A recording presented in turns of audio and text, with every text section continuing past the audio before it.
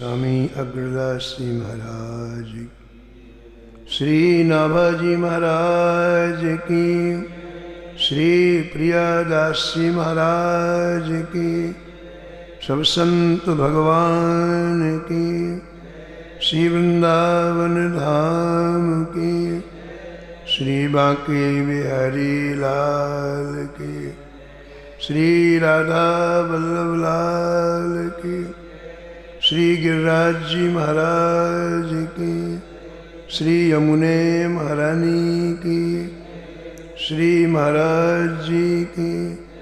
जय जय श्री राम।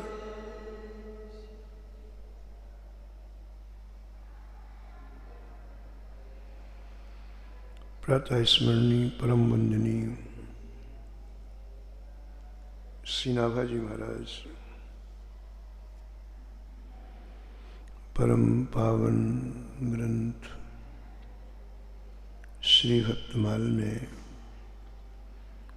भक्तों के दिव्य चरित्रों का वर्णन किया है। पूर्व प्रसंग में आप श्रवण कर रहे थे, पद पंकज वांछों सदा, जिनके हरि नित और बसे, योगेश्वर श्रुतदेव अंग मुचकुंद प्रिय व्रत जेता, प्रथु परीक्षित शेष सूत सौनक परिचेता, सतरूपा त्रय सुता सुनीति सती मंदालस, यज्ञ पत्नी ब्रजनार किए केसो अपने बस, ऐसे नर नारी जिते तिन्हीं के गाऊं यशो, पद पंकज वांछों सदा, जिनके हरि नित उर वसे। श्री नाभा गोस्वामी जी प्रत्येक छप्पे में कुछ न कुछ संतों से ठाकुर संबंधी कोई न कोई प्रियता मांगते हैं। इस छप्पे में से संतों से निवेदन कर रहे हैं, आपके हृदय में प्रिया प्रीतम श्री राधा माधव विराजमान है, सीताराम विराजमान है, नित्य आप उनका साक्षात्कार करते हैं। मेरे ऊपर ऐसा अनुग्रह करो, करुणा करो, कृपा करो, मेरे हृदय में भी नित्य निरंतर दर्शन होने लग जाए।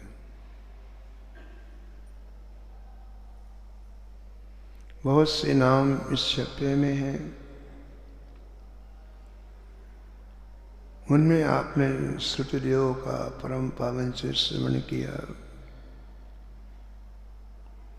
आगे श्री मुचकुंद जी का नाम आया है। महाराज मानधाता के पुत्र श्री मुचकुंद जी महा ब्राह्मण भक्त थे, सत्य प्रतिज्ञ थे और संग्राम में महाप्रतापी राजाओं में उनका नाम था। युद्ध में हमेशा मुचकुंद जी की विजय होती है। एक बार उनको लगा कि मैं देखूं इनमें कितनी ताकत है, कितना बल है, तो आपने जो धनाध्यक्ष हैं सृष्टि के श्री कुबेर जी के ऊपर चढ़ाई कर दी, युद्ध के बिगुल का बाजा बजा दिया। कुबेर जी की पुरी का नाम है अलकापुरी। अलकापुरी के लोगों ने देखा ये कौन तूफान मचा रहा है। कुबेर जी ने अपनी सेना से कहा इसको कुचल दो। सेना ने क्षणमात्र में मुचकुंद जी की सेना को कुचल दिया। मुचकुंद जी ने देखा कि अब तो हमारी पूरी सेना समाप्त हो गई, युद्ध कैसे करेंगे? तो गुरुदेव वशिष्ठ जी का स्मरण किया। वहीं युद्ध के मैदान में गुरुदेव वशिष्ठ जी का स्मरण किया, और वशिष्ठ जी ने वहीं से, जहाँ थे वशिष्ठ जी, अपने तप के बल से पूरी कुबेर जी की सेना का संहार कर दिया।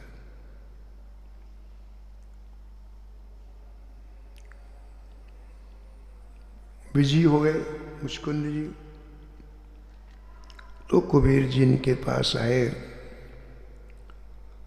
और कहा, देखो आप विजयी तो हुए हो, लेकिन अपने बल से नहीं हुए हो, आप ब्राह्मण के बल से हुए हो। अपनी भुजाओं के बल से विजय प्राप्त करो। तब मुचकुंद जी बोले कि मैं शास्त्र के अनुसार काम कर रहा हूँ। शास्त्र में लिखा है कि ब्राह्मण सदा तपस्वी होते हैं, ब्राह्मण मंत्र जापक होते हैं।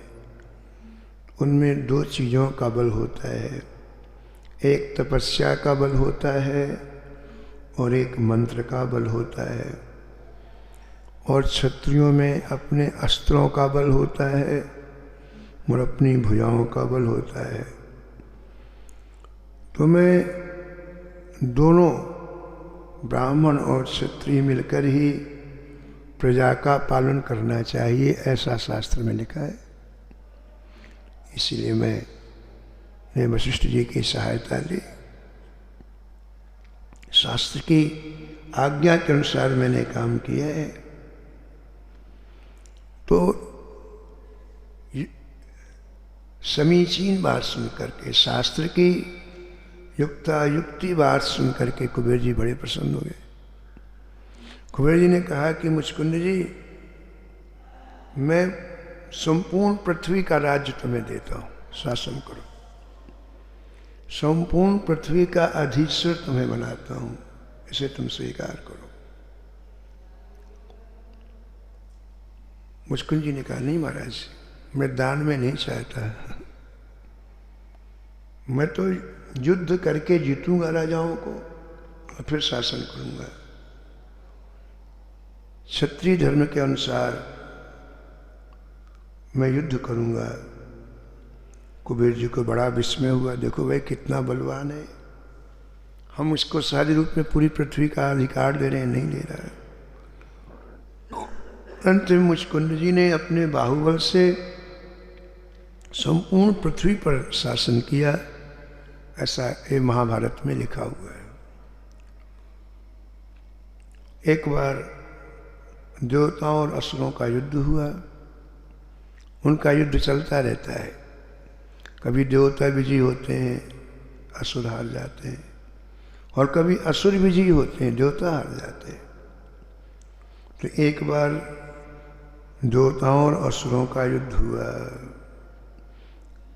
देवता हारने लग गए, तो उन्हें मुचकुंद जी के बारे में पता था कि इनमें बड़ी ताकत है, बहुत बल है। तो स्वर्ग से चल करके देवता मृत्यु लोक में आए और कहा, महाराज आपसे प्रार्थना, हमारी तरफ से आप युद्ध करिए। मुचकुंद जी को लेकर के गए देवता, और महाराज मुचकुंद जी ने असुरों की सेना को मार मार के भगा दिया। सब देवताओं ने प्रार्थना की कि महाराज जब हमारी सेना के सेनाध्यक्ष आप बन जाओ। मुचकुंद को रोक लिया, ये सेनाध्यक्ष बन गए, बहुत वर्षों तक स्वर्ग में रहे।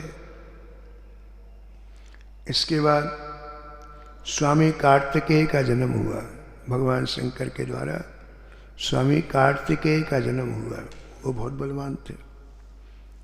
तो देवताओं ने कार्तिकेय जी को वहाँ का सेनाओं का सेनाध्यक्ष बना दिया। और मुचकुंद से कहा, महाराज आप इतने दिनों से हमारी सहायता कर रहे हैं, आप थक गए हैं, आप विश्राम करें। हे मुचकुंद जी, यदि आप वापस अपनी राजधानी में जाना चाहते हैं तो आपकी राजधानी बची ही नहीं। देवताओं के वर्ष में और मनुष्यों के वर्ष में बहुत अंतर है। हमारा 360 दिन, देवताओं का एक दिन। हमारा एक वर्ष और देवताओं का एक दिन। तो आप का न राज्य बचा है, न स्त्री है, न पुत्र है, न परिवार है, न प्रजा है, न मंत्री हैं। सब काल के गाल में चले गए। अब आप बताइए, हम आपका कौन सा प्रिय कार्य करें? आपने इतने दिनों तक हमें समय दिया है, हमारे लिए युद्ध किया है, हमने विजय दिलाई है हमको। आप आज्ञा करें, हम आपका कौन सा प्रिय कार्य करें? हाँ, हम मोक्ष नहीं दे सकते, ये अधिकार हमको नहीं देवता बोले। ये अधिकार तो केवल भगवान नारायण को है, भगवान श्री राम को है, भगवान श्री कृष्ण को है। हम देवता मोक्ष नहीं दे सकते हैं। बाकी तुम कुछ भी मांगो संसार की वस्तु पदार्थ, हम आपको सब कुछ देने को तैयार हैं। तो जिसको जिसकी आवश्यकता होती है वही मांगता है। दूसरे की दृष्टि में बड़े वो महत्वपूर्ण चीज ना हो, लेकिन नियम ये है कि जिसको जिसकी आवश्यकता होती है उसी की याचना करता है। तो राजा मुचकुंद इतने दिनों तक युद्ध कर रहे थे, बहुत थक गए थे, सोए नहीं। दिन रात युद्ध होता है। देवता तो रात में ज्यादा युद्ध करते हैं, बलवान हो जाते हैं। असुर देवताओं की तरफ सुधर रहे थे, असुर लोग तो रात में ज्यादा बलवान हो जाते, तो सोए नहीं थे। मुचकुंद जी ने कहा कि यदि आप वरदान देना चाहते हैं तो हमें वरदान दो कि हम खूब सो लें। निद्रा का वरदान मांगा। और हाँ, निश्चिंत होकर के सोएं। देवताओं ने कहा बिल्कुल एवमस्तु, हम आपको वरदान देते हैं, आपको अच्छी गाढ़ी नींद आएगी, कोई विघ्न नहीं होगा। और यदि कोई मूर्ख बीच में आपको जगा देगा, आपकी आंख खुलते हुए भस्म होकर समाप्त हो जाएगा। तो मुचकुंद जी स्वर्ग लोक से चल करके धवलपुर आए। धवलपुर आता है एक स्टेशन, जब आप जाते हैं ग्वालियर तरफ, तो धवलपुर के पर्वत की एक विशाल गुफा थी। वहां आकर के आप पैर पसार के सो गए। वरदान तो था ही देवताओं का। कितना सोए? लिखा है महाराज कि सतयुग में सोए, पूरा सतयुग चला गया, पूरा त्रेता चला गया। अब इनकी गिनती करो कितने लाख वर्ष हो गए। पूरा सतयुग चला गया, पूरा त्रेता चला गया, और द्वापर का भी पूरा समय चला गया।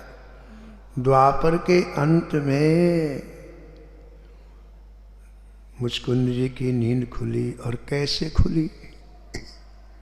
अपने आप नहीं उठे। कितनी बढ़िया बात है महाराज।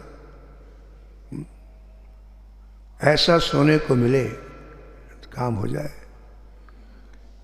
हमारे आश्रम के लड़के हैं ना, इनको यदि देवता मिल जाए तो यही वरदान मांगेंगे। सब सोने के लिए। नंबर 1,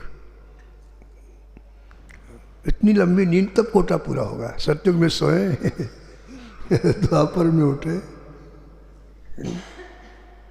कैसे उठे मुचकुंद जी? लिखा हुआ है हमारे कि एक बार ये मलिक्ष, जिसका नाम कालयवन था, इसने देवर्षि नारद जी से कहा। नारद जी बेचारे आकाश मार्ग से जा रहे थे और इसने देखा, बाबा इधर आओ। मैंने कहा कि आप बता गए। नहीं कि न देना दो। बोले कोई है सृष्टि में जो हमसे टकराए? जितने असुर होते ना तब करके वरदान मांग लेते हैं, और जब बल मिल जाता है ना तो पूरे जीवन दूसरों से लड़ते हैं। बस यही जीवन है इनका। बस दूसरा कोई काम धंधा नहीं, उनका जीवन नहीं। और फिर मर जाते हैं, कोई बलवान मिलता है तो मार डालता है। तो नारद जी को बुला के कहा कि कोई है, बहुत दिन हो गए, कोई हमारे सामने टिकता ही नहीं, हमको युद्ध करना है। और नारद जी विचार करते हैं कि इसका कल्याण कैसे हो। कोई सामने आता ना, वस्तुतः बात है कि संतों के सामने कोई आता है तो उनके हृदय में पहला भाव आता है, इस जीव का कल्याण कैसे हो। हमको बाहरी रूप में दिखाई पड़ता है कि हमसे ये बात कहते हैं, हमको ये कर, अंदर की बात ये नहीं है। अब कल्याण का तरीका हमारी प्रकृति के अनुसार होगा, हमारे स्वभाव के अनुसार होगा। जैसे सबको एक ही डोज फायदा नहीं करता, एक ही औषधि फायदा, अपनी अपनी प्रकृति के अनुसार अलग अलग औषधि लाभ करती है। ऐसे ही कल्याण का तरीका अलग अलग होता है। और श्री नारद जी तो जीव मात्र का कल्याण करने के लिए प्रतिज्ञाबद्ध हैं।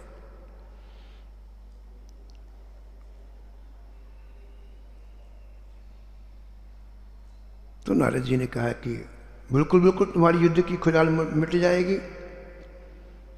इस समय मथुरा में श्री कृष्ण निवास करते हैं, बहुत बलवान है, उनके साथ यादवों की महान सेना है, जाओ युद्ध करो। अच्छा ठीक बाबा जी जाओ, काम बन गया उसका। महाराज जी सुना रहे थे श्री मथुरा दास जी महाराज कि जो हिरणाक्ष और हिरणाकश्यप थे ना, तो जब उनका जन्म हुआ तो जन्म लेते ही आकाश में उनका मस्तक छूने लगा। इतने बड़े आकाश में तो मस्तक छुए उनका, इतना बड़ा शरीर महाराज, सारा संसार कांप गया। असुरों के जो बालक होते ना, वो जन्म लेते ही बड़े हो जाते हैं। घटोत्कच था ना भीमसेन का बेटा, जन्म लेते ही बड़ा हो गया, पूरा विशाल। असुरों के जो संतान जन्म लिया बड़े हो जाते हैं। तो हिरणाक्ष गदा लेके समुद्र में गया। तो महाराज जी कहते थे कि समुद्र घुटने घुटनों तक, इतना बड़ा, तो बताओ समुद्र इतना कि उसके घुटनों, आप पूछ देख लो कितना बड़ा होगा वो, घुटनों घुटनों तक समुद्र। अब उसके हाथ में खुजाल, किसको पीटूं, तो उठाया गदा, समुद्र को पीटने लगा, झा झा।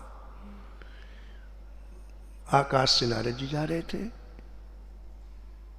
अब उसका मस्तक कितना ऊंचा, वही वही वही बात करने लगा, इधर आओ बाबा, बड़ी बड़ी फांसी है। नारद जी के हाथ में वाद्य, भगवान विष्णु के द्वारा दिया हुआ वाद्य। भगवान जब प्रसन्न हुए तो नारद जी को वाद्य दिया, बजाने वाला वीणा दिया। उसको हमेशा भगवान नारद जी बजाते हैं।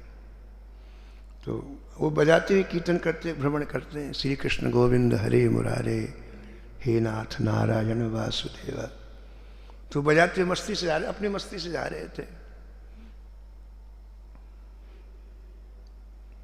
तो बोलता है, बाबा ये क्या है? क्या है बाबा? अब नारद जी ने सोचा, अगर मैं कहता हूं कि मैं ये भगवान के कीर्तन का यंत्र है तो मलेक्ष पता नहीं जा रहा क्या करे, दुष्ट है। ये क्या कह रहे हो तुम मुझसे? बोले ये क्या है, क्या कह रहे हो? तो नारद जी ने कहा सरकार का गुणगान गाता हूं। अच्छा अच्छा, हमारा? ठीक है, गाओ गाओ गाओ गाओ। सरकार का, बोले अब झूठ भी नहीं बोले, सरकार का गुणगान, बोले हमारा? गाओ गाओ गाओ। तो नारद जी सबका कल्याण चाहते हैं, जीव का कल्याण चाहते हैं। और जीव का कल्याण कैसे? किसी का युद्ध से होता है, किसी का जप से होता है, किसी का साप से होता है। नलकूबर को साप दिया नारद जी, नारद जी को साप देने की आवश्यकता थी? इतने बड़े ऋषि, उनको क्या लेना देना। लेकिन बस जा रहे थे, गंगा जी में नग्न स्नान कर रहे थे अप्सराओं के साथ।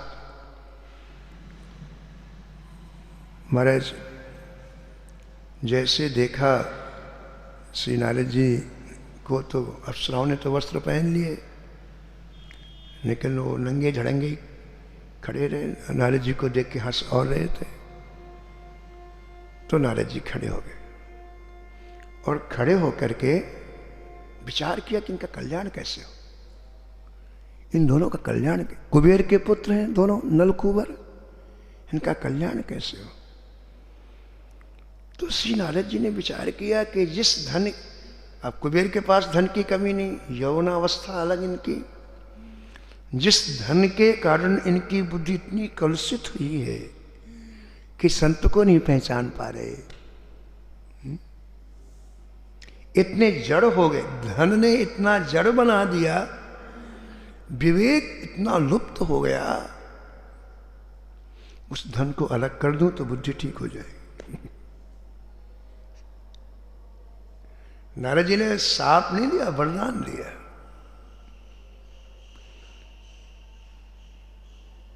कहा तुम दोनों जाओ वृक्ष बन जाओ। क्या कहा? वृक्ष। जड़ होता ना वृक्ष, न चल सकता, न फिर सकता, न उठ सकता। तुम्हें कपड़े पहनने का ध्यान नहीं, वृक्ष भी कपड़ा नहीं पहनता है, वृक्ष बन जाओ। हिसाब दिया। और क्या कहा? यशोदा जी के आंगन का वृक्ष बनो। अभी साफ है कि वरदान बताओ? यशोदा जी के आंगन का वृक्ष बनो। और क्या कहा कि भगवान श्री कृष्ण तुम्हारा स्पर्श करेंगे और तुम पुनः इस शरीर में आ जाओगे। अब भगवान मिले, साफ है कि वरदान बताओ? वरदान है ना। कभी भी कोई संत केवल कोई, जैसे जो एक्सपर्ट डॉक्टर होता है, कुशल डॉक्टर होता है, जैसे उसके इलाज करने का तरीका इतना शार्प होता है, इतना तेज होता है कि रोगी बड़ी जल्दी ठीक हो जाता है। इसी तरह से हमारे इस मानसिक रोगों के ये बहुत बड़े डॉक्टर हैं, कैसे इलाज होगा इसका। तो हम ये निवेदन कर रहे थे आपके चरणों में कि श्री नारद जी ने सबका कल्याण किया, चाहे असुर हो चाहे सुर हो। देवराज इंद्र प्रहलाद की माता कयादु को लेके जा रहे थे, रास्ते में ऊपर आकाश में नारद जी मिल गए। कहा देवराज क्या कर रहे हो? बोले महाराज ये हिरण्याकश्यप की पत्नी है, इसके उदर में हिरण्याकश्यप का वीर है, गर्भ है, तो जैसी जन्म होगा मैं उसके टुकड़े टुकड़े कर दूंगा।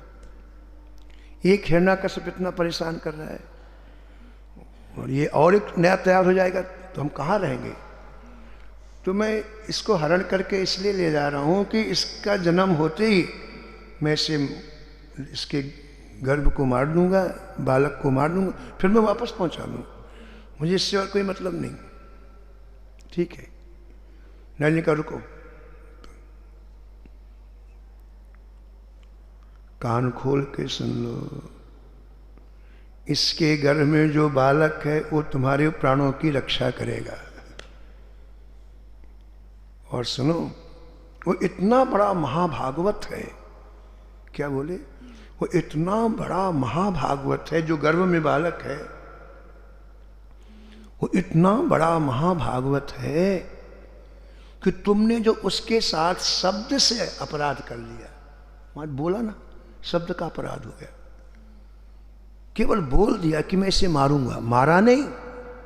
नारद जी कहते हैं वो इतना बड़ा महाभागवत है कि तुमने केवल शब्द बोल दिया कि मैं मारूंगा, अपराध हो गया, अपराध हो गया। और अभी समझो आप, इस अपराध को कोई दूर नहीं कर सकता। तो दूसरी बात तो छोड़ दो, यदि तुम जीवित रहना चाहते हो, नारद जी बोले, तो पहले तो कयादु को साष्टांग प्रणाम करो, 7 परिक्रमा करो और क्षमा याचना करो कि मेरे से गलती हो गई, मेरे मुख से ऐसा शब्द निकल आया।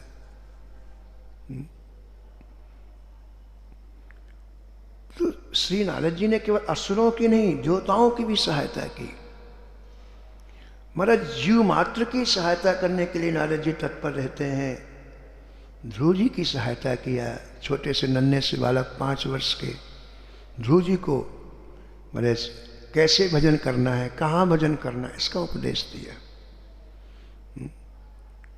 प्रहलाद जी को गर्भ में भी सब कुछ बता दिया, बाहर नहीं, माँ के गर्भ में सब कुछ बता दिया।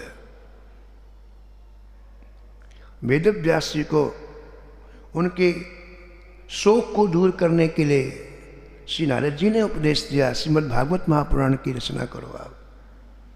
एक न जाने कितने लोगों की श्रृंखला है।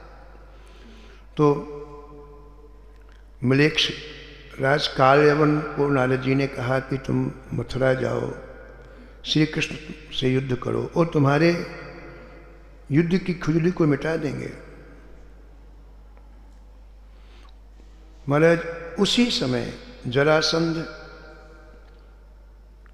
मगधराज जरासंध युद्ध करने के लिए चला। कालयवन कितनी सेना लेकर के आया, लिखा है 300 करोड़ सेना लेकर के आया मथुरापुरी श्री कृष्ण से युद्ध करने के लिए। और उधर जरासंध भी चल दिया। सूचना भगवान को मिली, भगवान श्री कृष्ण ने विश्वकर्मा को बुलाया, याद किया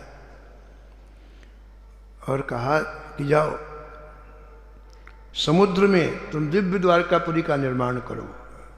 विश्वकर्मा को बुलाया और कहा जाओ समुद्र में तुम दिव्य द्वारकापुरी का निर्माण करो। पूज्य महाराज जी कहते थे, विश्वकर्मा को आज्ञा दे दी और विश्वकर्मा वहाँ गए द्वारका बनाने के लिए। द्वारका बनी हुई थी पहले से। द्वार वहाँ के लोग बोले ये आए हैं द्वारका बनाने के लिए, विश्वकर्मा ये आए पहले से निर्मित थी ये आए। कर तुम अन्यथा कर तुम समर्था साईश्वरा। जो सब कुछ करने में समर्थ है उन्हीं का नाम तो ठाकुर है। हनुमान जी के लिए लिखा है कि जो जीवन में कभी ना हो सके वो हनुमान जी करते हैं। जब सेवक का ये हाल है, अघटित घटित सुघट अघटन, अघटित घटित सुघट अघटन, ऐसी बिरदावली नहीं आन की, ऐसी बिरदावली। सुमिरत संकट सोच विमोचन, सुमिरत संकट सोच विमोचन, मूर्ति मोद निधान की, मूर्ति मोद निधान की। द्वारकापुरी का निर्माण हो गया। भगवान ने योग माया का स्मरण किया और योग माया ने हमारे मथुरापुरी में रहने वाले जितने स्वजन थे, जितने संबंधी थे, सबको क्षण मात्र में श्री द्वारका पहुंचा दिया, मथुरा से द्वारका पहुंचा दिया। थोड़ी सी प्रजा बची, उसकी रक्षा के लिए भगवान श्री कृष्ण ने बलराम जी को रखा है और स्वयं निहत थे, कुछ भी नहीं लिया, कुछ भी नहीं लिया। और नगर के मुख्य द्वार पर बाहर जाके खड़े हो गए। न अस्त्र लिए हैं, न शस्त्र लिए हैं। नगर के मुख्य दरवाजे में जाके भगवान श्री कृष्ण खड़े हो गए और कालयवन ने घेर दिया था पूरी मथुरापुरी को। इतनी 300 करोड़ सेना। नारद जी से पूछा था, वो श्री कृष्ण कैसा है कैसा है? नारद जी ने बढ़िया वर्णन किया, ऐसा है, ऐसे बाल हैं, ऐसी आंखें हैं, ऐसी उसकी भ्रुकुटी है, ऐसी मुस्कान है, ऐसा रंग है, ऐसे कपड़े पहनता है। तो पहले कपड़े दिखते हैं और भगवान अदा से खड़े थे। अरे बोले पकड़ो इसको, पकड़ो। तो उसने सोचा कि इसके पास अस्त्र शस्त्र नहीं है तो मैं भी क्यों लूं, छोटा सा बालक। तो स्वयं भी अस्त्र, बोले इसको पकड़ करके इसकी पिटाई करूंगा। तो कालवन पकड़ने के लिए दौड़ा और भगवान 1 2 3 हुए। ऐसी दौड़ लगाई भगवान को दौड़ने का अभ्यास पहले से। माखन चोरी करते थे, गोपियां पकड़ने, भगवान दौड़ते थे। पहले का अभ्यास काम में आया महाराज। भगवान ने दौड़ लगाया, कस के दौड़ लगा।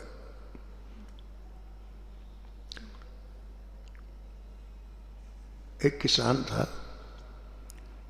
तो एक महात्मा एक बार गुजरे तो कहा महाराज रोटी पालो। किसान था, खेत में मोटी मोटी रोटी आ जाती थी और अचार के साथ रोटी खा ले, दिन भर काम करता। तो कोई सब आओ महाराज, तो मस्त हो तो पकड़ा, अच्छा भैया ला। तो उसके पास 4 रोटी थी, 2 रोटी दे दी। संत ने बड़े प्रेम से खाया। पाने के बाद क्यों भाई कुछ भजन वजन करते हो? यही तो पूछेंगे संत। बोले हम तो बात जानते नहीं भजन क्या होता है। अरे बोले बड़ा कभी तो काम तुम्हारा ठीक नहीं है, देखो तुम्हारा जीवन जा रहा है, तुमने भजन नहीं किया। तो किसान सीधा बोले महाराज बता दो आप, मैं क्या भजन करूं? तो संत ने सोचा कोई सरल सी चीज बता दें, नहीं तो कर नहीं पाएगा। एक तुलसी की माला दी उसको और कहा देख एक दाना खिसका के किशन चंद बोला कर। क्या बोलेगा? किशन चंद। बोले ठीक है महाराज। अब माला उसने बड़ी, जैसे कोई युद्ध के लिए तैयार होता है ऐसे महाराज सुबह एक बार स्नान कर माला ले और बड़े धीरे से किशन चंद, फिर एक दाना, फिर किशन चंद, ऐसे 3 घंटे में उसकी एक माला। दोपहर हो जाए, खेत में बैठा रहता था। दोपहर में उसकी पत्नी रोटी लेके आती, आज आई तो बोले रोटी खा लो, बोले नहीं। जब कई बार कहा तो उसने कहा मैं तब रोटी खाऊंगा जब तू मेरा भजन कर उतनी देर। हाँ बोले मैं करती हूँ। बोले क्या करना है?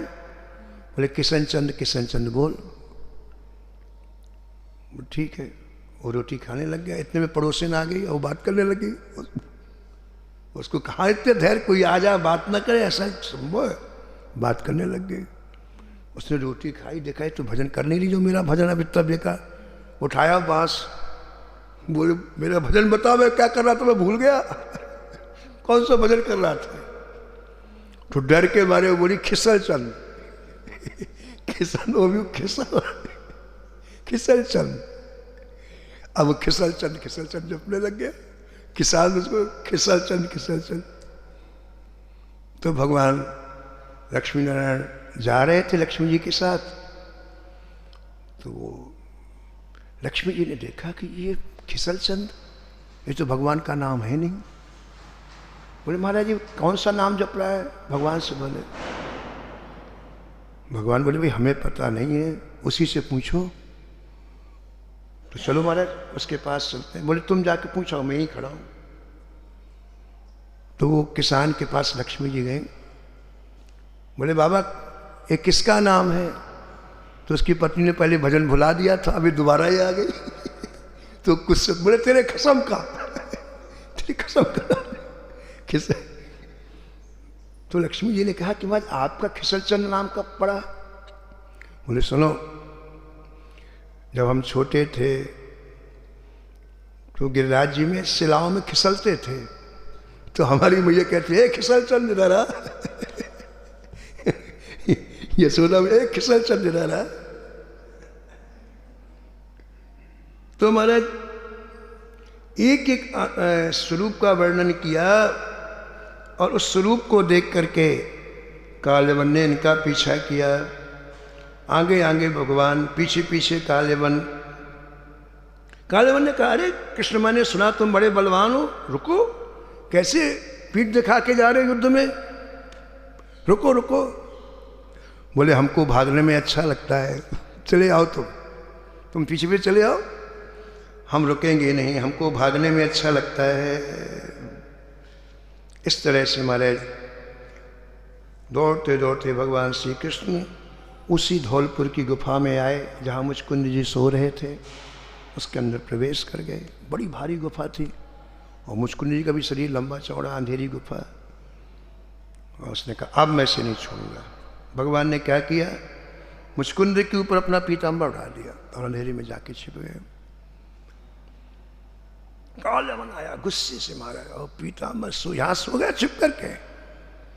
गुस्से में मैं एक लात मारी और थे मुचकुंद जी, लात मारी, सतयुग से सो रहे थे, इतनी प्यारी नींद जगा दिया, आंख खुली और वहीं भस्म हो गया। देवताओं ने वरदान दिया था जो तुमको जगाएगा उसकी तत्काल भस्म हो जाएगा। कालमुनि भस्म हो गया। उसके भस्म होते ही भगवान श्री कृष्ण मुचकुंद के सामने दिव्याति दिव्य रूप से प्रकट हुए।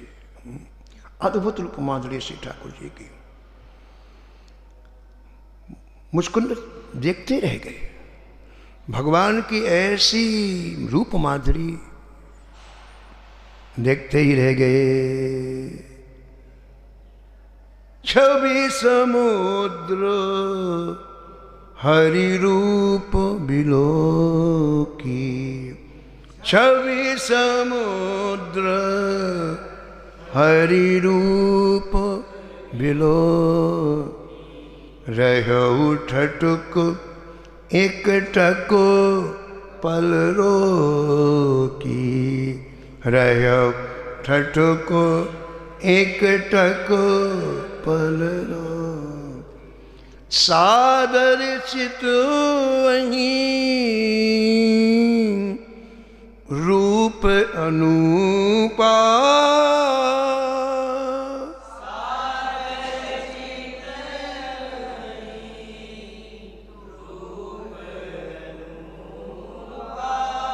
तृप्त न नहीं मनु सतरूपा, तृप्त न नहीं मनु सतरूप। श्री कृष्ण की रूप माधुरी को देखते ही रह गए मुचकुंद जी। ठाकुर जी इतने सुंदर हैं। ये आंखें जिनके लिए अनेक जन्मों से प्यासी हैं और ठाकुर जी नेत्रों के सामने आते हैं तो जी भर के इन आँखों से उस रूप माधुरी को ये आँखें भर लेना चाहती हैं। बड़ी देर के बाद अपने आप को महाराज संभाल पाए और हाथ जोड़ करके प्रार्थना किया, महाराज कहाँ है आपका ये कोमल शरीर और कहाँ ये जंगल, कांटों से भरा हुआ, कंकड़ से भरा हुआ, पत्थर से भरा हुआ। आप इस घनघोर जंगल में कैसे विचर रहे हैं और फिर इस गुफा में आने का आपका क्या प्रयोजन है? ऐसा लगता है कि आप ब्रह्मा विष्णु शंकर इन तीनों में कोई हैं। कि तुम तीन देव महाको, कि तुम तीन देव महाको, कि तुम नर नारायण दो, कि तुम नर नारायण दो। ठाकुर जी सुनते रहे, कुछ नहीं बोले। तब मुचकुंद जी बोले भगवान ये नियम है कि बड़ों से परिचय पूछने के पहले छोटों को अपना परिचय दे देना चाहिए। ये नियम है, सीधे नहीं पूछना चाहिए बड़ों से आपका क्या परिचय, कभी नहीं। उनके सामने जाके प्रणाम करके अपना परिचय दे दो। महाराज मैं अमुक जगह का रहने वाला हूँ, मैं अमुक का पुत्र हूँ, मेरा ये नाम, तो स्वयं अपना परिचय आपको दे देंगे। इसलिए मुचकुंद जी ने अपना परिचय दिया। महाराज मैं योनास नंदन महाराज मंदाता का पुत्र हूँ, मेरा नाम मुचकुंद है, मैं आपके दर्शन से कृतार्थ हुआ हूँ। ऐसा कह के चुप हुए। तब भगवान अब बोले, मेघ के समान गंभीर वाणी भगवान की ध्वनित हुई आकाश में और भगवान बोले, प्रिय मुचकुंद, मेरे जन्म और कर्म अनंत हैं, जन्म कर्म चमे दिव्यम अनंत। जिसकी कोई सीमा नहीं है। लेकिन वर्तमान में मैंने यदुवंश में अवतार लिया है। मैं वसुदेव का पुत्र हूँ, इसलिए लोग मुझे वासुदेव कहते हैं। राजन, ये कालयवन मेरी ही प्रेरणा से यहाँ आया और भस्म हो गया है। तुम्हें अपने पूर्व जन्मों का पता नहीं है, मुझे पता है। तुमने पूर्व जन्म में मेरी बड़ी आराधना किया है, इसी का फल है कि मेरा दर्शन कर रहे हो तुम। हमारे यहाँ बाई चांस कुछ नहीं है। पूर्व अनंत जन्मों में कोई ना कोई इतना प्रभावशाली सुकृत होता है जो सुकृत संतों को मिला देता है, धाम को मिला देता है, ठाकुर को मिला देता है। भगवान कहते हैं तुमने पूर्व जन्म में मेरी इतनी आराधना की है, इसलिए तुम्हें मेरा दर्शन हुआ है। अब मैं जिसको दर्शन देता हूं उसको पूर्ण कर देता हूं, फिर उसके जीवन अभाव नहीं रहता है। इसलिए तुम्हारी जो इच्छा हो मां। मम दर्शन फल परम अनुपा, मम दर्शन फल परम अनुपा, जीव पाव निज सहज स्वरूपा, जीव पाव निज सहज स्वरूपा, सहज स्वरूप। मेरे दर्शन करते ही जीव को अपने स्वरूप की प्राप्ति हो जाती। स्वरूप क्या है? श्री निम्बार्काचार्य भगवान कहते हैं कि जो जीव इस संसार में आता है उसे 5 चीजों की जानकारी होना ही चाहिए। मेरा स्वरूप क्या है? पहली जानकारी। भगवान का स्वरूप क्या है? दूसरी जानकारी। भक्ति का स्वरूप क्या है? तीसरी जानकारी। और माया का स्वरूप क्या है? चौथी जानकारी। और ठाकुर जी के कृपा का स्वरूप क्या है? अगर आप कृपा का स्वरूप नहीं जानोगे तो छोटी छोटी बातों कहोगे हमारे ऊपर कृपा हो गई। ना ना ना, ये कृपा नहीं है, ये भाग्य की देन है। आयु, यश, विद्या, धन, बल, ये सब प्रारब्ध की देन, ठाकुर से मतलब नहीं। आपने जो दिया है इस जीवन में मिलेगा। भगवान क्या की कृपा क्या है? गोस्वामी जी लिखते हैं विनय पत्रिका में, तुम अपनायो तब जानी हो, तुम अपनायो तब जानी हो, जब मन फिर परी है, जब मन फिर परी। हे गुरुदेव, हे नाथ, हे गोविंद, मैं तब जानूंगा कि आपने मेरे ऊपर कृपा किया है जब मेरा ये मन पूरी तरह से घूम जाए। सुत की प्रीत प्रतीत मीत की, सुत की प्रीत प्रतीत मीत की, नृप जिम जन डरी है, नृप जिम तुम अपनायो तब जानी हो, जब मन फिर परी है। सहज रूप में पुत्र में मन लगता है, सहज रूप में पुत्र की याद आती है। ऐसी सहजता पूर्वक ही मन आपका स्मरण करे, किसी दबाव से नहीं, किसी याचना से नहीं, किसी फल की आकांक्षा से नहीं। तब मैं जानूंगा कि आपने मेरे ऊपर कृपा किया है। निज स्वरूप का बोध होते ही फिर वो भजन के सिवा कुछ नहीं करता। अभी स्वरूप का बोध नहीं हमें। भगवान शंकर कह रहे हैं कि हे देवी, जब स्वरूप का बोध हो जाता है ताहि भजन तजी भाव न आना, ताहि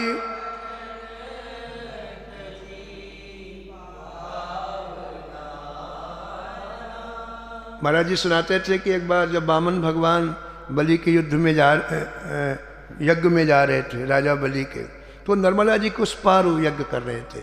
छोटे से वामन जी नर्मदा नदी के किनारे आए, नर्मदा जी में अगाध जल, वो ज़्यादा से ज़्यादा 1.5 हाथ के वामन भगवान, तो थोड़ा सा आगे पैर रखे तो यहाँ पानी आ जाए, फिर वापस आ जाए। तो एक ब्राह्मण देख रहा था, बोले ये ब्रह्मचारी बार बार जाता है निकलता है, क्या है इसको, कोई तकलीफ है क्या? वो स्नान करने आया था, तो पास में आया, बोले ब्रह्मचारी जी क्या बात है, बार बार जाते हो नर्मदा जी में निकलते हो? तो बोले ब्राह्मण देवता, हमको ये नर्मदा जी के उस पार राजा बलि का यज्ञ हो रहा है, उसमें सम्मिलित होने के लिए जाना है, लेकिन इतनी गहरी है नर्मदा जा नहीं पाते। तो उनके तेज को देखा, छोटे लेकिन तेजवान थे तो भगवान। तो उसने सोचा इसको दक्षिणा जोरदार मिलेगी, यज्ञ में बढ़िया कोई ने अपनी पटरी फिट की जाए। तो बोले ठीक है, हमको तो तैरना आता है और हम तुमको पार करा सकते हैं, तो करा दो भैया। बोले ऐसे नहीं महाराज, ऐसे नहीं, कुछ बातचीत हो जाए। बोले हाँ क्या, कौन सी बातचीत? बोले देखो, आपको जो यज्ञ में दक्षिणा मिले उसकी आधी देना पड़ेगी, हम भी मेहनत करें। बोला ठीक, कंधे में चढ़ा लिया और सीधा तैरने।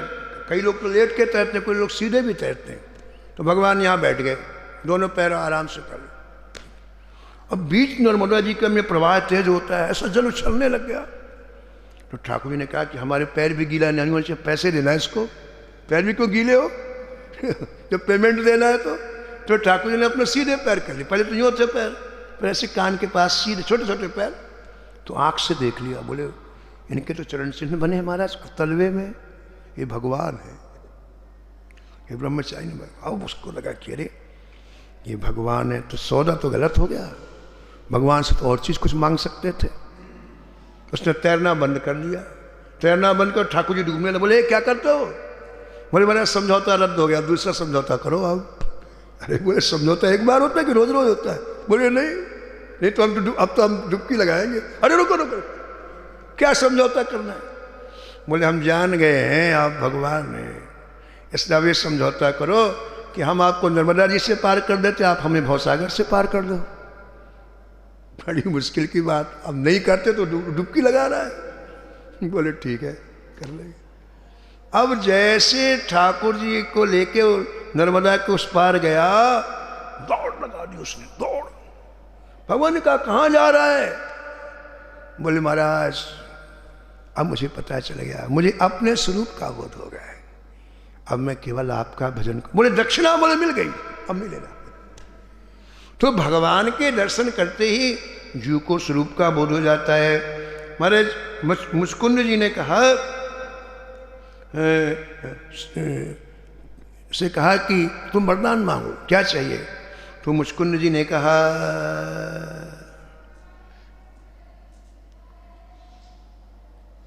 हे नाथ, मुझे आपके चरणों में प्रेम हो, आपकी भक्ति मुझे मिले, बस ये चाहिए। निज पद सरसिज सहज सने,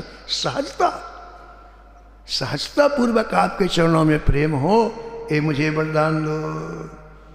महाराज भगवान श्री कृष्ण ने कहा कि तुम्हें मेरी भक्ति मिलेगी, लेकिन तुम राजा थे और राजा बनने के बाद तुमने निरीह पशुओं की बहुत हत्या की। इनका शिकार खेलने का शौक होता है राजाओं का, निरीह पशुओं की तुमने बहुत हत्या किया है और उसके संस्कार अभी तुम्हारे हृदय में अंकित है।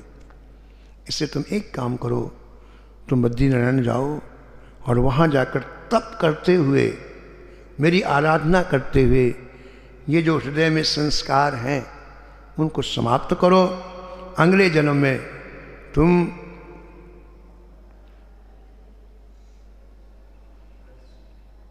नरसिंह जी के रूप में प्रकट होगे और तब मेरी विमल भक्ति तुम्हारे रोम रोम में खेलेगी और तुम लाखों लोगों को मेरा भक्त बनाओगे। ऐसा वरदान दे करके अंतर्ध्यान हो गए। वही मुचकुंद जी महाराज भक्त शिरोमण नरसिंह जी बने, ऐसा वर्णन मिलता है।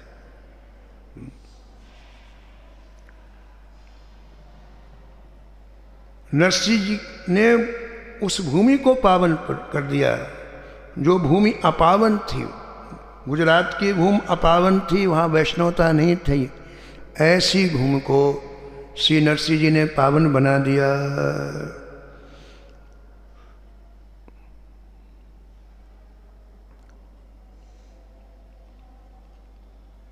भक्तमाल में तो लिखा है, जगत विदित नरसिंह भगत जिन गुर्जर धर पावन करी। पूरी भूमि को, पूरे विश्व में बात विदित है कि नरसिंह जी के चरित्र ने पावन बना।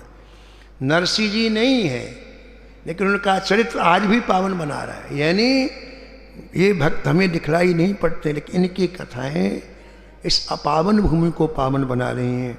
पावन भूमि कौन है, अपावन भूमि कौन है? जिस भूमि में ठाकुर जी की चर्चा नहीं होती है, श्री ठाकुर जी का भजन नहीं होता है, वो चाहे घर हो चाहे वो वन हो, वो अपावन है। और जहाँ श्री ठाकुर जी की चर्चा होती है, ठाकुर जी का भजन होता है, वो भूमि पावन बन जाती है। तो भक्तों के चरित्र से उस भूमि के संस्कार जागृत हो जाते हैं। बंजर, जैसे बंजर भूमि रहती है तो उसको लोग अनेक उपायों से उपजाऊ बना देते हैं। ऐसे महाराज ये भूमि जहाँ श्री ठाकुर जी का गुणगान नहीं होता है, वो भक्ति के लिए बंजर बन जाती है। संतों के चरित्र उसे भक्ति उत्पन्न करने वाले हो जाते हैं। यही पावनता है। तो श्री नरसिंह जी के रूप में आपने लाखों लाखों लोगों को श्री भगवत प्राप्ति कराई। इन्हीं शब्दों के साथ आज वाणी को विराम। श्री राम जय जय राम।